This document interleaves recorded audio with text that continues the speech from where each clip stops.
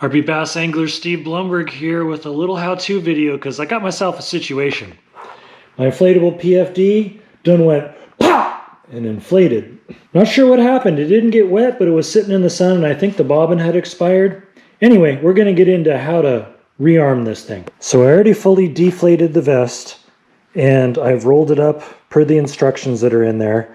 Got myself a rearming kit. Make sure you get the appropriate one. My particular PFD is an ONYX A-24, so I got the A-24 kit, and it comes with a fresh new bobbin as well. Make sure you have that new bobbin, because most of the time these go off because they get wet, because they're kept in a wet compartment or something. Bobbin is just as important as the CO2 canister. So now the part that if you haven't done it ever, or you haven't done it in a while, you get a little confused. We gotta pop the old canister out. That one's trash. And then we're just going to unscrew this. And sometimes that takes a while. A lot of threads there. Okay, and there's that bobbin. That one was kind of stuck on there, but that little white stuff that's in there, whatever it is, the little powder, the compressed powder, that's going to go in.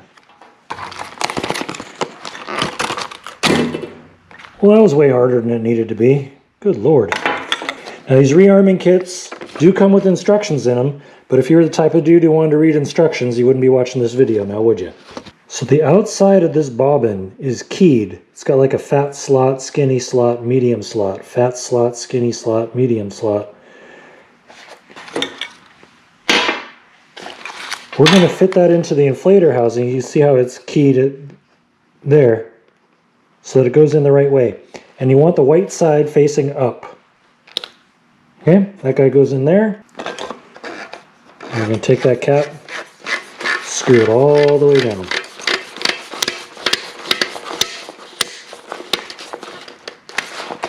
Now if you tried to do this before, you noticed it was super firm. Now it's easy to push up.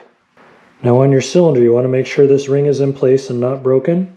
And you can see that it has little ears on it. And those little ears are going to fit into the area there. Now we're going to take the manual activation lever and we're going to pin it up in there. Let's see if I can get a good camera angle for you. And then we're going to take our CO2 canister, line up those ears, push it all the way down. Give it a quarter turn until it stops. Now our little window went from red to green.